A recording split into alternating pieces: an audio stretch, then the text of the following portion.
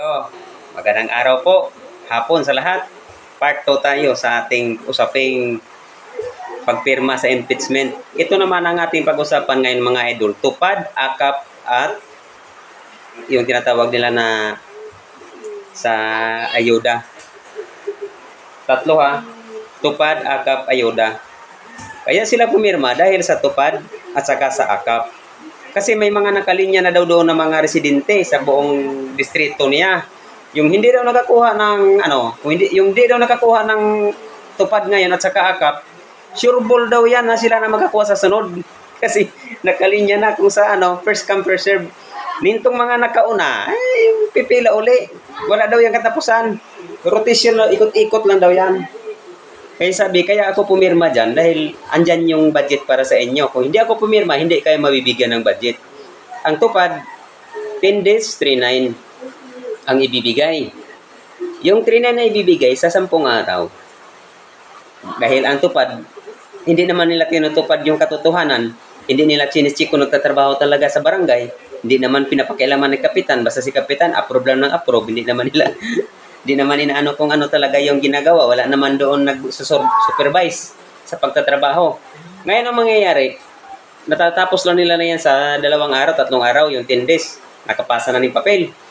Pagpasa na ng papel, ngayon, antay na lang sila ng payout. Pag naka-payout, bayad sa utang, bayad dito, bayad doon. Kasi nangutang na yan, tapos na lahat, ginastos na yon. Kasi yan, walang katotohanan yun na trabaho na yon. Makis-makis lang. Sa katuwaan ni pare na nakakuha siya ng ayuda, nakakuha siya ng akap, ayun, automatic, painom sa mga kumpare kasi wala naman daw, hindi daw pinagpawisan. Pagkaubos noong tupad na yun, ano nangyari? Magsisisi, baka hindi nakabili ng bigas. Balik ka na naman doon sa binibinta na, sa bigas na 60 ang kilo. Balik ka naman doon sa mahal na bigas. Walang katuturan ang tupad. Ang akap naman, walang trabaho, may pira, minsan 3,000, minsan 5,000. Yung binibigay naman na ganun, akala namin sa DSWD yon ang nagbibigay kasi sabi galing ang pira sa DSWD. Pero makikita mo doon, isa-isa yung staff ng DSWD o dalawa ang pinakamaraming staff doon kay congressman. Yun ang nag-a-assist doon, kamayan, picturan, na naka-receive ka ng ganun sa akap.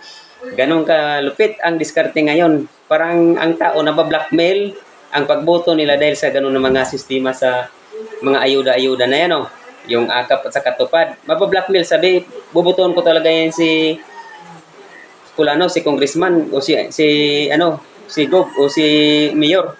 Kasi sila yung nakita ko doon sa area na pagpamigay ng pera.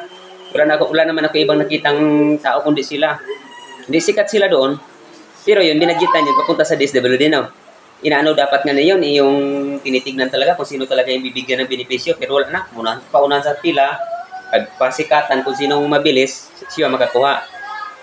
Sabi may tapos ang ayuda, walang katapusan ng ayuda, may ayuda kayo palagi sa kahit walang mga disaster kung basta importante. Pag may sobra ang gobyerno, automatic bibigyan kayong ayuda. Kaya mga tao, umaasa talaga doon kasi ang tao, kinakausap nila, ginagawa nilang tamad. Parang binablockmail. Pero ito, tinatanim talaga nila sa utak ng tao na sa kanila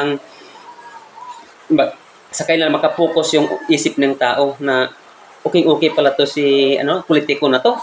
Kasi napakagaling niya, lahat ng mga bagay na ibigay niya sa amin, ganon. Pero hindi natin alam, binabawi ka agad nila yan.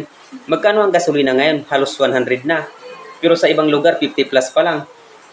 Pag pumunta ka sa bayan, bibili ka ng gasolina, 1 litro. Pagbalik mo, bili ka 1 litro. Ilan nabili mo? 2 litro. Kumita na sila doon ng 80. Sila na yung mga negosyante, sila pa yung politiko. Kaya ang nangyari, ginaganon lang tayo, tumbling-tumbling. Hindi natin iniisip, tayo rin palang logi mga idol. Kaya ako sa inyo, huwag na kayo maniwala dyan sa mga bula-bula na yan. Isipin ninyo yung totoo ninyong pangarap. Kung sino yung nasa puso ninyo, butuhin ninyo. Huwag na kayong matakot. Importante, wala namang makakita sa inyo pagboto ninyo. Hindi naman yung binibidyoan, hindi naman yung pinipicturan. Lagyan natin ng kunting tapang ang ating isipan para makapagboto tayo ng tama para sa ating bayan. Salamat po.